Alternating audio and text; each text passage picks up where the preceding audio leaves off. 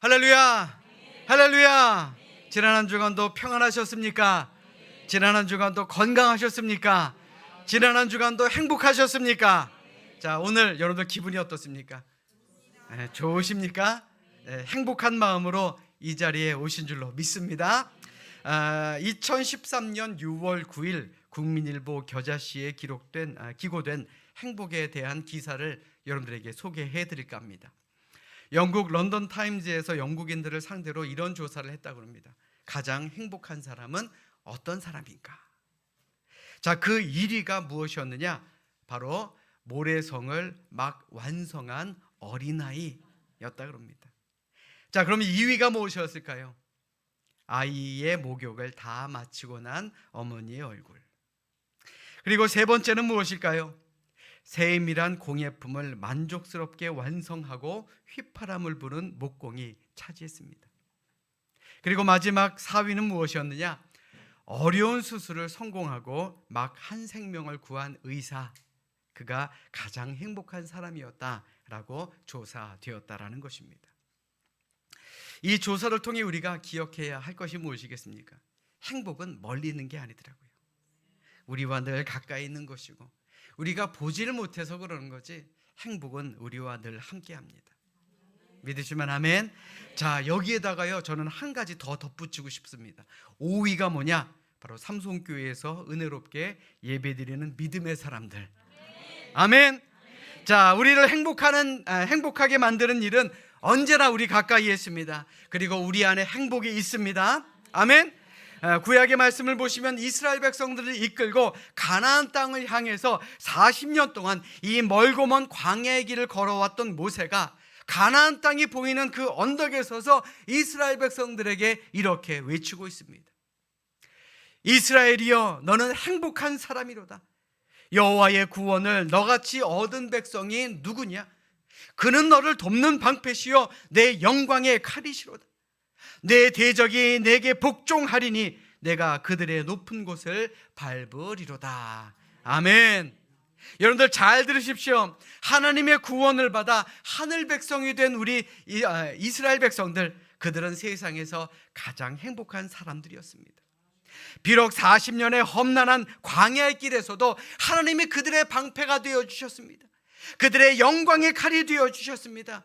그러한 것을 경험한 이스라엘 백성들은 세상에서 가장 행복한 사람들이었다라는 말입니다. 자, 그렇다면 오늘 이 시간 이 자리에 있는 우리는 어떻습니까? 자, 우리 옆에 있는 분들 한번 바라보십시오. 좀 바라보세요. 자, 행복해 보이십니까? 거짓말 하지 마시고요. 자, 마음에 천국을 소유한 사람이 행복한 사람 아니겠습니까? 비록 이 땅에서는 힘겹고 어려운 일들도 많겠지만 우리는 이미 마음에 하나님을 모시고 예수님을 모시고 그 천국의 약속을 가지고 살아가는 가장 행복한 사람임을 기억하는 우리 모두가 되시기를 주님의 이름으로 축원합니다. 자, 우리 행복한 우리 모두가 해야 될 일이 있습니다. 자, 우리 성경을 높이 들고 우리의 믿음을 고백합시다. 자, 우리 성경을 높이 듭니다. 저는 예수 믿어 구원받았습니다. 저는 예수 믿어 하나님 자녀 되었습니다. 저는 예수 믿어 천국 백성 되었습니다. 하나님께서 선물로 주신 오늘 하나님 말씀으로 가르침을 받습니다. 눈을 열어 주의 법 안에 있는 놀라운 진리를 보고 깨닫게 하소서. 아멘으로 순종하여 하나님께 영광 돌리는 삶이 되게 하소서. 아멘. 고백한 대로 사시는 여러분들 되시기를 주님의 이름으로 축원합니다. 우리가 요 몇 주간 함께 말씀을 나눈 마태복음 13장은 천국에 대한 비유의 말씀으로 가득합니다. 그래서 많은 신학자들은 이 마태복음 13장을 천국장이라고 부르기도 합니다. 자, 그런데 오늘 우리의 본문 앞에 들어가기 전에 바로 우리는 천국에 대한 개념을 한번 정확하게 짚고 넘어갈 필요가 있습니다. 다시 말해서 우리가 천국에 대한 개념을 잘 이해하지 못하면 오늘 본문도 우리는 이해하기가 어렵다라는 것이죠. 자, 일반적으로 우리가 천국을 생각할 때 여러분들 어떤 생각이 드십니까? 천국은 우리가 죽어야만 가는 곳이라고 생각하곤 합니다. 물론 이것도 맞는 말입니다. 예수 믿고 구원받은 사람들 멸망하지 않고 지옥에 가지 않고 천국, 즉 하나님의 나라에 들어간다. 네, 맞는 말입니다. 너무나도 분명한 하나님의 말씀입니다. 자, 그런데 여러분들 잘 들으십시오. 천국에는 또 다른 개념이 있습니다. 그 개념이 뭐냐? 바로 천국은 하나님의 주권과 하나님의 통치를 받는 곳, 그곳이 바로 하나님의 나라, 즉 천국이라고 부를 수가 있다라는 것입니다. 바로 이 자리가 천국이 될 수 있다라는 것이죠. 아멘. 예를 들어서 말씀드리자면 각 나라에는 각국의 대사관들이 있습니다. 이 대사관은 비록 남의 땅에 위치합니다. 그러나 그 나라의 법을 따르지는 않습니다. 다시 말해 우리나라에 있는 대사관이라 그래서 아무 대사관이나 우리가 함부로 들어갈 수 있는 것이 아닙니다.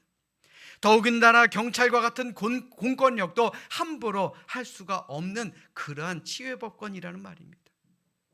이는 우리나라 대사관도 마찬가지입니다. 미국에 있든 일본에 있든 유럽에 있든 어디에 있든지 간에 우리나라 대사관은 우리나라 법의 기준을 따른다는 것입니다. 왜요? 우리나라의 그 기준이 그 안에 들어가 있기 때문에 그렇습니다. 마찬가지로 예수님을 믿고 하나님의 인도하심과 다스림을 받는 사람 안에는 이미 하나님의 나라가 임한 것입니다. 비록 우리가 이 땅 위에 살아가고 있지만 우리의 마음속에 또 이 땅 위에 그리고 이 자리에 하나님의 법과 그리고 하나님의 다스림이 있다면 그곳이 천국이 될 수가 있다라는 말입니다. 우리가 죽어가는 곳이 천국입니다. 그러나 이 땅에서 예수님을 믿고 하나님의 말씀에 순종하며 살아간다면 그 사람 안에는 이미 하나님의 나라가 임한 줄로 믿습니다. 자, 우리 다시 한번 옆에 있는 분들 한번 바라보십시오. 자, 천국이 임하신 분 같습니까? 자, 다시 한번 말씀드리지만 거짓말하지 마시고요. 자, 여러분들의 가정과 여러분들의 일터에 하나님의 인도하심과 다스림이 있습니까? 그렇다면 그곳이 바로 천국 하나님의 나라가 될 줄로 믿습니다. 믿으시면 아멘. 오늘 본문에서 예수님께서는 오늘을 사는 우리에게 이렇게 말씀하십니다. 오늘 본문을 자막으로 준비했으니 우리 다시 함께 읽도록 하겠습니다. 자, 우리 함께 읽습니다. 시작. 또 비유를 들어 이르시되 천국은 마치 사람이 자기 밭에 갖다 심은 겨자씨 하나를 같으니 이는 모든 씨보다 작은 것이로되 자란 후에는 풀보다 커서 나무가 되매 공중의 새들이 와서 그 가지에 깃들이느니라. 아멘. 우리나라에서는 작은 것을 묘사할 때 뭐라고 말합니까? 아이고 참 좁쌀만하다라 그러죠. 좁쌀 영감이라고도 이야기하던데. 또 월급이 적은 것을 보고 뭐라고 이야기합니까? 아유 어떻게 이렇게 잘하세요? 쥐꼬리만하다라고 그러죠. 그런데 쥐꼬리가 작은 게 아니더라고요. 훨씬 더 작은 꼬리들이 얼마나 많은지 모릅니다. 자, 유대인들도 마찬가지입니다. 작은 것을 묘사할 때 그들은 아이고 겨자씨만하네 라고 표현을 한다고 합니다. 그런데 오늘 본문의 말씀에 보면 하나님의 나라는 바로 겨자씨처럼 작게 시작한다라고 예수님은 말씀하시죠. 조금 희한하지 않습니까? 우리 모두가 가야 될 곳이 어디입니까? 천국 아닙니까? 자, 그렇다면요, 그 천국은 시작부터 크고 웅장하고 화려하고 그리고 완벽해야 하는 것 아니겠습니까? 그런데 예수님은 천국은 아주 작은 겨자씨로부터 시작된다라고 말씀합니다. 왜냐하면 예수님의 사역도 바로 그러했기 때문에 그렇습니다. 기독교 역사를 돌아보면 이해가 되죠. 하나님의 나라는 팔레스타인 지방의 갈릴리라는 조그마한 동네에서 시작됩니다. 당시 나이 30이라는 배운 것 없고 가진 것 없는 예수라는 사람에 의해서 하늘나라의 기적이 시작됩니다. 하나님의 나라는 배운 것이 없는 고기잡이 어부들이나 당시에 천대받고 손가락질 당하던 세리와 창기 같은 보잘것없는 사람들로부터 하나님의 나라는 시작되었다라는 것입니다. 얼마나 작게 시작됐으면 같은 유대인들조차도 예수님과 제자들을 모질게 됐고 결국 십자가에 못 박겠느냐라는 말입니다. 그런데 2000여 년이 지난 지금은 어떤가요? 하나님의 말씀인 성경은 이제 거의 모든 나라의 언어로 번역되었습니다. 아직도 여기저기 전파되고 있으며 이제 거의 모든 나라, 모든 지역으로 복음이 확산되어 가고 있지 않습니까? 작은 씨앗 하나, 이 작은 씨앗 하나가 정말 놀라운 기적을 만들어내는 것이다 라고 우리는 말할 수 있는 것입니다. 그러므로 여러분들 잘 들으십시오. 하나님을 믿고 하나님의 다스리심과 하나님의 통치하심을 받는 우리 그리스도인, 겉으로 보기에는 작은 것, 그리고 작은 겨자씨와 같이 연약한 존재라 할지 몰라도 우리 스스로 부끄럽게 여겨서는 안 된다라는 것입니다. 우리 스스로 천국 백성이 되었습니다. 우리는 이미 천국 백성입니다.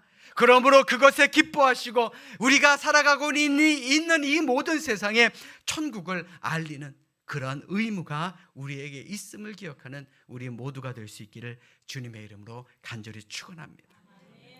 세상의 원리를 한번 생각해 보십시오.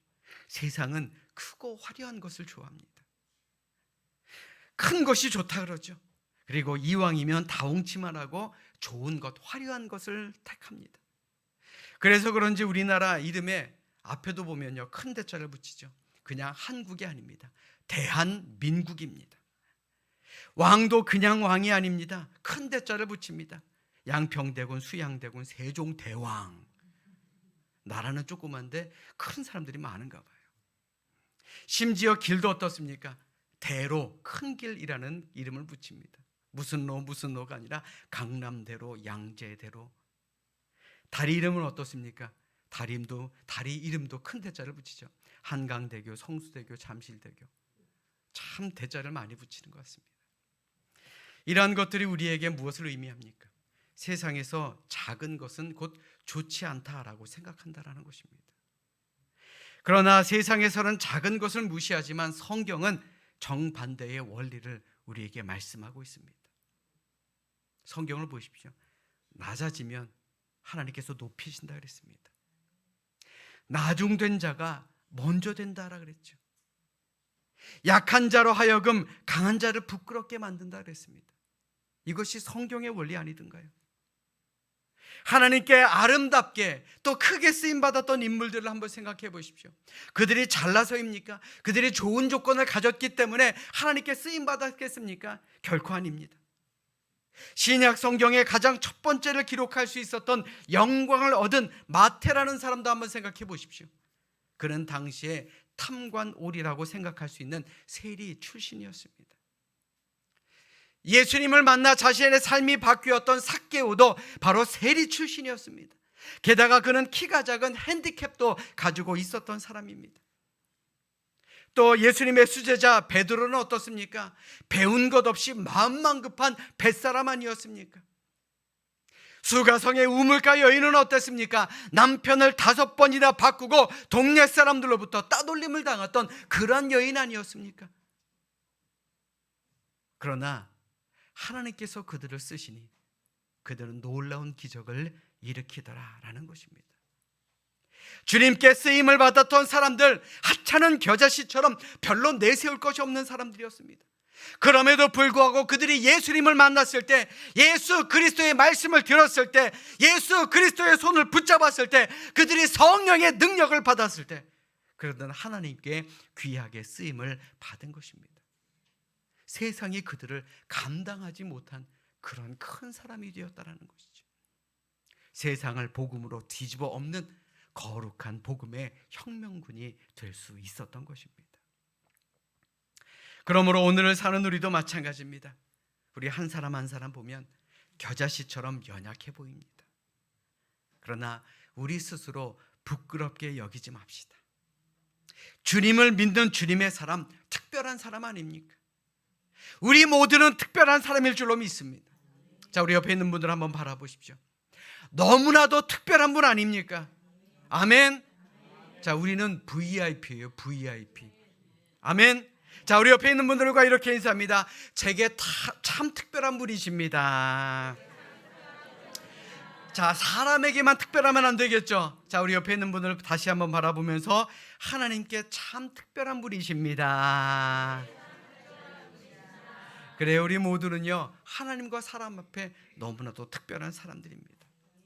사랑 여러분, 비록 세상의 기준으로 우리를 살펴보면 겨자씨와 같이 연약한 존재라 보인다 할지라도 우리 스스로 부끄럽게 여기지 마시기 바랍니다.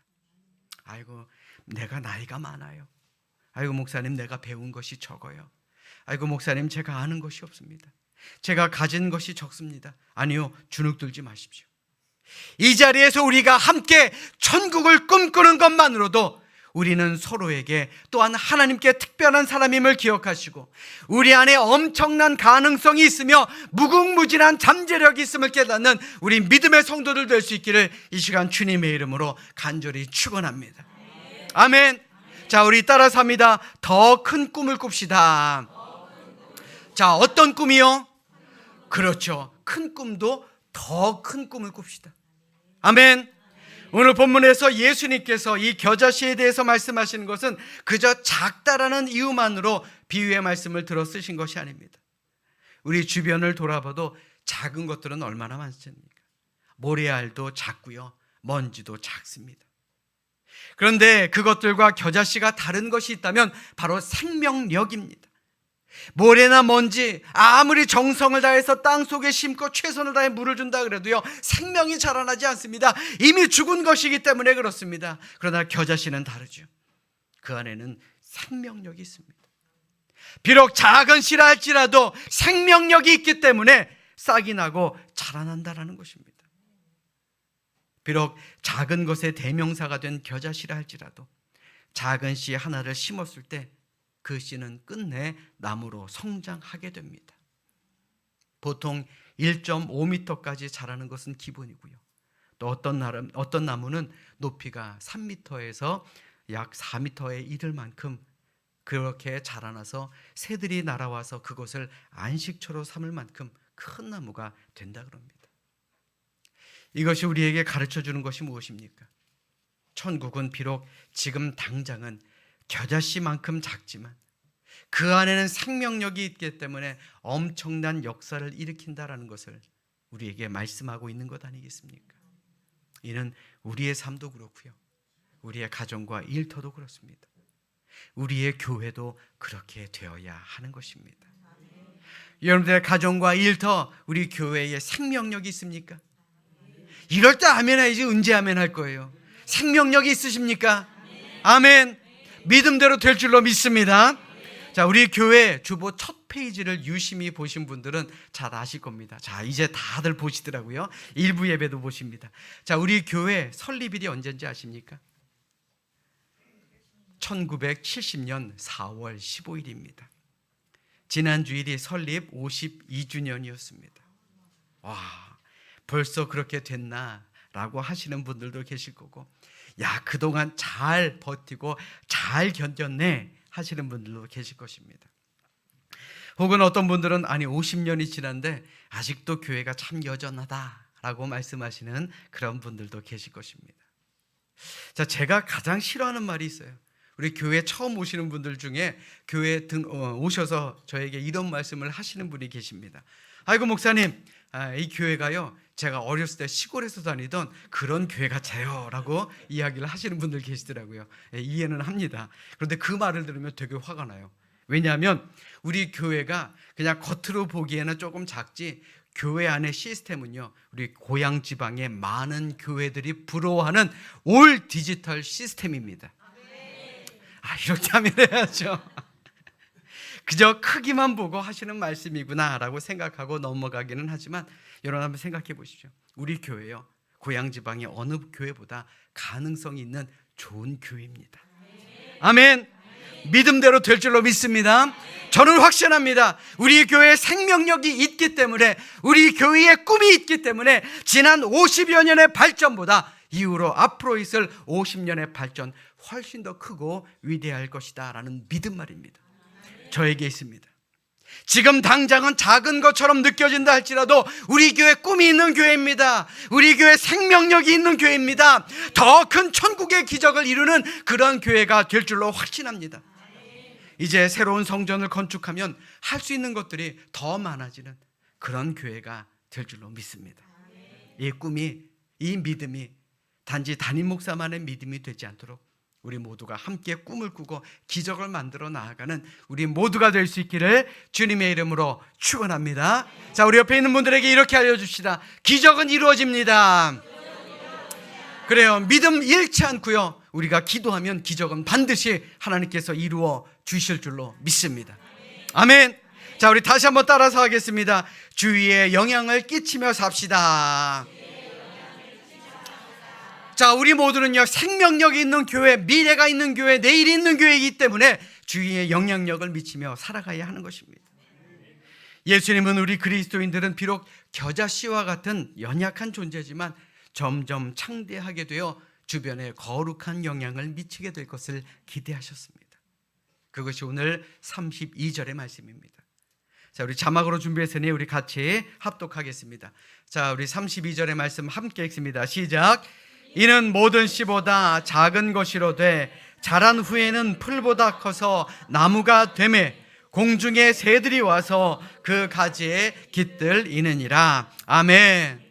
눈에 잘 보이지 않을 만큼 작은 겨자씨 하나가 땅에 심겨졌습니다. 그리고 점점 자라나게 됩니다. 이제는 큰 나무까지 되었습니다. 그리고 그 나무에 셀 수 없이 수많은 새들이 몰려오기 시작합니다. 작은 겨자씨 하나리 수많은 새들에게 쉴 곳을 편안하게 줄 수 있는 그런 나무가 되었다라는 것이죠.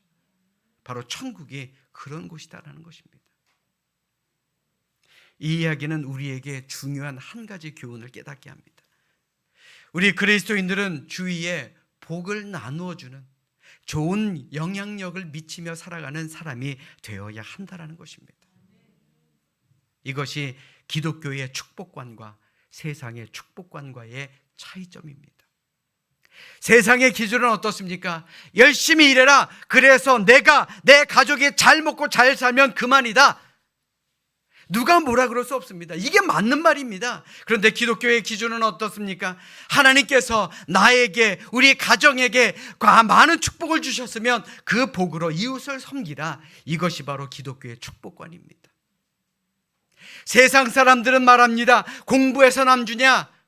그러나 우리 그리스도인들은 어떻습니까? 공부해서 남주자라는 정신으로 공부해야 됩니다. 우리 그리스도인들은 공부를 열심히 해 후에 남을 돕고 남을 섬기는 그런 사람이 되어야 한다는 것입니다. 세상 사람들은 말합니다. 출세해서 남주냐? 돈 벌어 남주냐? 그러나 우리 그리스도인들은 어떻습니까? 출세해서 남주자. 그래, 돈 많이 벌어서 남을 많이 도와주자. 그런 마음으로 살아야 된다는 것입니다. 여러분 한번 생각해 보십시오. 내가 가지고 있는 것이 많아야 남을 많이 도와줄 수 있는 것 아니겠습니까? 믿으시면 아멘. 지금 우리 교회는 미얀마 아이들 열심히 돕고 있습니다. 이제 점점 더 많은 고아 아이들과 주변에 있는 아이들이 학교에서 공부를 하고 또 아까 사진을 보여드린 대로 이제 새로운 학교와 새로운 기숙사도 지어졌으니 더 많은 아이들이 그곳에 정착하게 될 것입니다. 이제 우리가 해야 될 일이 무엇입니까? 더 많은 아이들을 돕기 위해 그들이 그 미얀마 땅에서 좋은 지도자로 성장할 수 있게, 그들이 하나님을 더 많이 알고 하나님의 자녀로 영향력 있는 그런 삶을 살아가기 위해 그 미얀마 땅을 하나님의 땅으로 바꿀 수 있도록 우리가 열심히 도와줘야 될 것 아니겠습니까? 그러니 열심히 일합시다. 아멘. 우리 삼성교회가 먼저 좋은 영향력을 끼칠 수 있는 그런 우리 모두가 될 수 있도록 최선을 다하는 우리 모두가 되시기를 주님의 이름으로 간절히 축원합니다. 감리교회의 창시자인 요한 웨슬리 목사님은 한 번은 돈에 대해서 설교하겠다라고 광고를 합니다. 그랬더니 그 다음 주일날 굉장히 많은 사람들이 모였습니다. 야, 도대체 우리 목사님이 어떤 설교를 할 것이냐, 이것에 관심을 가지고 모인 것입니다. 웨슬리 목사님께서 돈에 대한 설교의 첫 번째 주제가 뭐냐? 바로 할 수 있는 한 돈을 많이 버십시오 라고 선포한 겁니다. 아멘 하시는 분들 계십니다. 돈 많이 버십시오. 자, 그러자 사람들이 고개를 끄덕끄덕합니다. 아, 일리가 있어. 야, 우리 목사님이 밤낮 하늘나라 복음만 전할 줄 알았는데 현실 감각이 있으시네. 야, 센스 있어 라고 생각을 한 겁니다. 그리고 두 번째 설교 주제가 뭐냐? 할 수 있는 한 많이 돈을 저축하십시오 라고 이야기했습니다. 그러자 사람들은 이야, 이제 우리 목사님 저축까지도 이해하시는구나. 야, 우리 목사님 역시 센스 있어 라고 생각을 했습니다. 자, 그런데 세 번째 주제를 들었을 때 그들은 고개를 갸우뚱하기 시작합니다. 요한 웨슬리 목사님께서 뭐라고 말씀하셨느냐? 벌고 모은 모든 것을 하나님을 위해 다 써버리십시오. 그렇게 설교를 했기 때문에 그렇습니다. 이것이 무슨 말입니까? 우리 그리스도인들을 열심히 일해야 됩니다. 세상 사람들에게 본이 되어야 합니다. 열심히 벌고 열심히 저축해야 합니다. 그리고 그 벌고 저축한 돈을 무엇을 위해 써야 됩니까? 바로 하나님의 영광을 위해 써야 하는 것입니다. 하나님의 영광을 드러내기 위한 곳에 쓰기 위해서 우리는 할 수 있는 한 많이 벌고 많이 모아두어야 한다라는 말입니다. 아멘. 사랑하는 여러분, 이 자리에 있는 우리 모두도 마찬가지입니다. 여러분들이 어떤 일을 하든, 여러분들이 어디 계시든 지금 여러분들이 있는 곳에서 최선을 다할 수 있기를 주님의 이름으로 축원합니다. 여러분들이 열심히 세상에 좋은 영향력을 미칠 수 있는 그런 좋은 그리스도인들 될 수 있기를 주님의 이름으로 간절히 축원합니다. 물론 우리가 받은 달란트가 다 다릅니다. 우리가 무엇을 해야 영향력이 있는 그리스도인이다 라고 말씀드릴 수는 없습니다. 그러나 중요한 것은 지금 여러분들이 심겨진 그곳, 지금 여러분들이 일하고 있는 그곳, 지금 여러분들이 있는 그곳에서 열매를 맺지 못하면 여러분들은 그 어디에서도 좋은 열매를 맺을 수 없다는 것, 우리는 이것을 기억해야 하는 것입니다. 믿으시면 아멘. 지금 여러분들은 어디에 심겨 있습니까? 여러분들의 가정과 일터, 우리 교회 안에 심겨져 있지 않습니까? 좋은 열매, 하나님께서 기뻐하시는 좋은 열매를 맺는 우리 모두가 될 수 있기를 주님의 이름으로 간절히 축원합니다. 사랑하는 여러분, 세상 사람들은 겨자씨를 참으로 시시한 것으로 봅니다. 그러나 하나님의 통치와 하나님이 다스림이 있는 그 하나님 나라의 겨자씨는 결코 시시한 존재가 아닙니다. 생명력이 그 안에 있기에 결코 시시한 존재가 될 수가 없다라는 것입니다. 오히려 그 안에는 무한한 가능성이 있고 무궁무진한 잠재력이 있음을 깨닫는 우리 모두가 될 수 있기를 주님의 이름으로 부탁드립니다. 우리 큰 꿈을 꿉시다. 좋은 영향력을 미칩시다. 우리가 어디에 있든지 그리스도인으로서 최선을 다하고 주변에 좋은 영향력, 선한 영향력을 미치는 그런 진짜 그리스도인, 세상을 변화시키는 참된 예수님의 제자로 이번 한 주간도 승리하는 우리 모두가 되시기를 주님의 이름으로 축원합니다. 축원합니다. 기도하겠습니다.